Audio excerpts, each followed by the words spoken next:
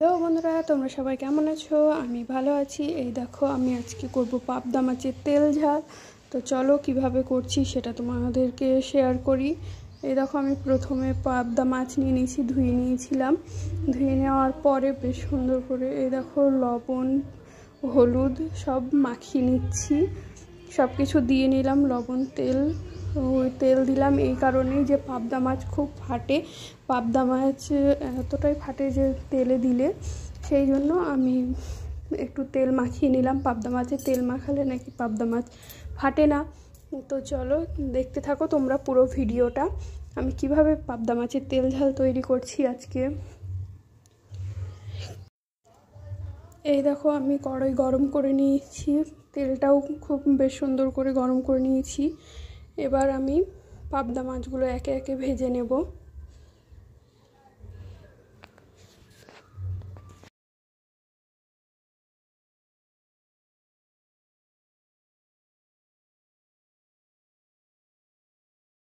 এ দেখো, আমার পাবদা মাছগুলো ভাজা হয়ে গেছে। আমি হালকা আছে পাবদা মাছগুলো ভেজে নিয়েছি, বেশি কড়া করিনি, এমনি একটু করে ভেজে নিয়েছি। এই দেখো, আমি এবার মশলা করে নেব। নিয়ে নিয়েছি টমেটো, পেঁয়াজ, শুকনো লঙ্কা, কাঁচা লঙ্কা এমনি কেটে দেবো তাই চিড়ে দিয়ে দিয়েছি। আর দিয়ে দিয়েছি আদা রসুন। এই দেখো, তেল গরম হয়ে গেছে। এবার তেজপাতা দিয়ে দিয়েছি,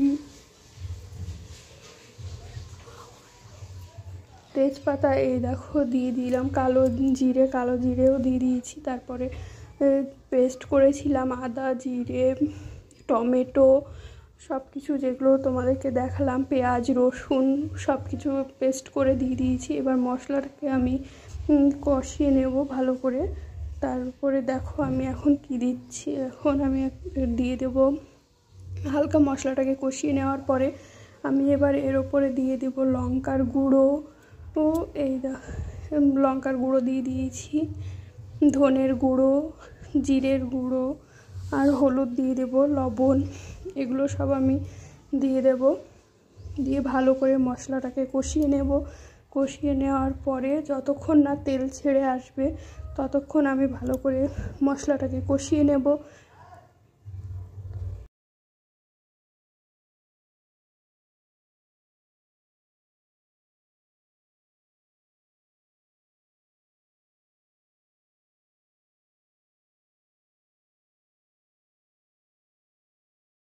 এই দেখো, মশলা থেকে বেশ সুন্দর তেল ছেড়ে গেছে, আমার মশলাটা কষানো হয়ে গেছে। এবার আমি দিয়ে দেবো একটু উষ্ণ গরম জল।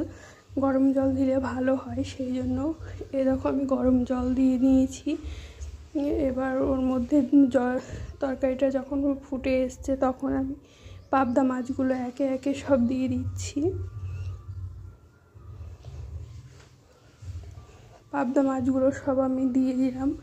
এর ওপর দিয়ে আমি ছড়িয়ে দেব 3টে কাঁচা লঙ্কা। তোমরা যে যেমন ঝাল খাও সেই মতো দেবে। আমাদের বাড়িতে পাবদা মাছের ঝালটা একটু ভালো খাই, সেই জন্য পাবদা মাছের আমি কাঁচা লঙ্কা চেরা দিয়ে দিয়েছি।